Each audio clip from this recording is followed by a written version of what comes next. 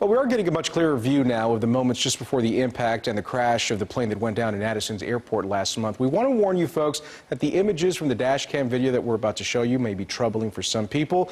Doug Dumbar, of course, is a twin-engine rated pilot, and we've been looking at this video throughout the day, Doug, because for a trained eye like yours, you do see some things here that are wrong. Yeah, we're going to spotlight the aircraft in question here. This is the Beechcraft King Air 350. What I see here is the classic signs of an airplane that has suddenly on takeoff has lost thrust on one side. Here's the fire at the end, but we'll rewind, show it again. Yeah. And the reason I say lost thrust and nothing on the other, and also the remedy to that has not been had. Obviously, the plane ends up rolling inverted upside down into that hangar. So the questions are, the biggest one remains, why didn't or couldn't the pilots gain control? They had suddenly thrust on one side, nothing on the other. That's the classic kind of roll when you aren't able to remedy the situation. That's what can happen.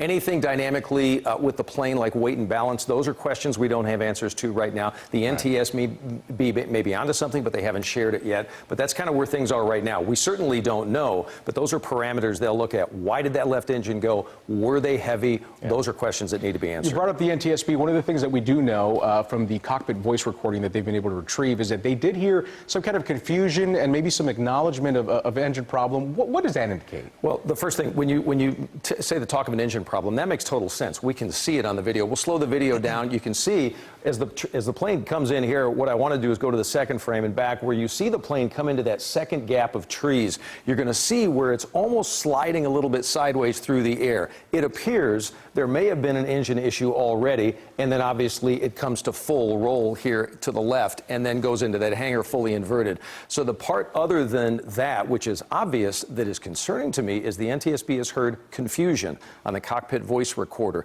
The NTSB talks about that. They told us that. The pilots on board, we do know we're fully licensed charter pilots. We looked up the records. They fly to a high standards. Besides their commercial pilot certificate, both pilots would have to have a second-class medical. Means you're checked out by an FAA-certified doctor every 2 years. That would be at a minimum.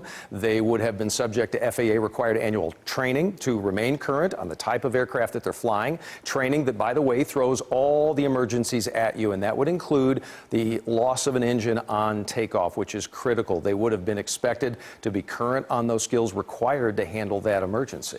What do you make of the fact, Doug, that this happened right after takeoff? Does that make it any more difficult to control, or what does that indicate, if anything else? So the short answer to your question is absolutely. This is a critical phase of flight. If you have the luxury of being up at altitude, losing an engine, not dramatic. It's an event. You have to do some work and you got to get it done right away, but you also have time and altitude, which are your friends.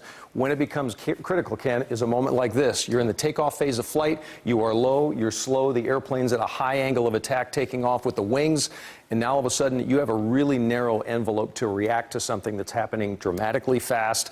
But all twins, by the way, I get this question a lot. All twins are designed to fly on just one engine. These pilots train for the moment here that went so horribly wrong, but they've trained for this routinely when they fly these planes. And why this one ended up so horribly wrong, we don't know the answers to. And candidly, with the crash and the lack of evidence in the very end outside the cockpit voice recorder, we may not get all the answers on this one. Well, the NTSB says it might be more than a year before they have a final determination on what went wrong. Yeah. All right, Doug. Thank you.